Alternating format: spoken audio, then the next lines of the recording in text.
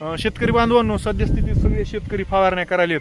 आपलं कापूस नाही, पण मेजर जे काही आम्हाला दिसायला तर सोयाबीनच्या नंतर ऊसामध्ये कुठं चुनखडीयुक्त जमिनीमध्ये तर सततचं ढगाळ वातावरण. आता बघा, आताचं हे वातावरण जे आहे ते ढगाळ वातावरण. आपले मागचे सगळे आठवडे ढगाळ वातावरणाचे गेले, त्याच्यामुळे सरसकट सगळीकडे तुम्ही बघितलं असेल आपल्याकडे काय की सोयाबीनवर पिवळा मोजॅक पडला शेतकरी म्हणालेत. तर तो पिवळा मोजॅक नाही आहे, हे पोपटी किंवा पिवळं सोयाबीन दिसायचं प्रमुख कारण मी आता झूम करून दाखवतो. हे जे काही हे सोयाबीन पिवळं दिसायले किंवा त्या पॅचमध्ये तिकडं जे आहे ते अख्खा पॅच बसलाय तिथला, सोयाबीनच्या पानाच्या टरकाळ्या झाल्यात.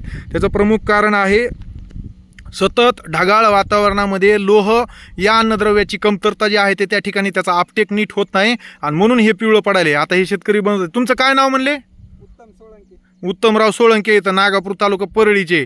तर त्यांनी आता फवारणी करलेत. कशाची फवारणी करायला तर मी दुकानदाराला सुद्धा माझी विनंती राहील की तुम्ही 1919 आणि मॅग्नेशियम सल्फेटनं हे भागणार नाही. महत्त्वाचा ह्याचा रिसर्च आहे.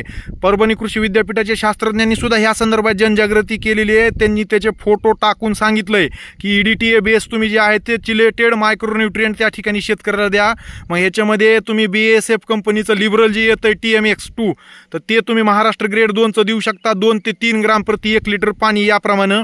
किंवा वसंतदादा शुगर इन्स्टिट्यूट स्वस्तामधलं मल्टी मायक्रोन्यूट्रिएंट ते 2 ते 3 मिली प्रति 1 लिटर पाणी याप्रमाणे. किंवा पूर्वा कंपनीचं चिलमिक्स कॉम्बी जे आहे तर ती सुद्धा 1.5 ते 2 ग्राम प्रति 1 लिटर पाणी याप्रमाणे. किंवा आपल्या RCF कंपनीचं जे आहे ते मायक्रोला 2 ते 3 मिली प्रति 1 लिटर पाणी याप्रमाणे जर तुम्ही फवारणी केली तर हा पिवळसरपणा नष्ट होणार आहे.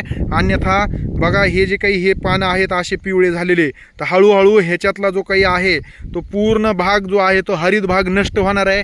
आणि जसं पुढं त्या ठिकाणी जे आहे ते पानं सगळे असे त्याचा म्हणजे पिवळसरपणा पुढं जाऊन विटकरी पॅचेस त्याच्यात येतात आणि त्या पानाचा सगळा तो भाग लॅमिना जो आहे तो ॲटोमॅटिक जो आहे तो नष्ट व्हायला चालू होतो आणि आपला प्लॉट पूर्ण जसं पांढरीच्या रानावर हे सगळ्यात मेजर होतंय तसं यावर्षी जे आहे ते आता इथं ह्याच गावामध्ये ती जे काही समोर डोम दिसतोय त्याच्या पलीकडं पांढरीचं रान जास्त आहे तर तिथं सगळ्यात जास्त होतंय. पण इकडं न व्हायला नाही पाहिजे, पण यावर्षी वातावरण असं सतत ढगाळ वातावरण म्हणून हे होईलंय.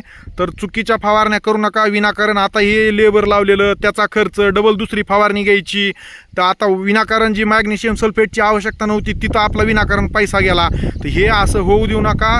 योग्य फवारणी घ्या.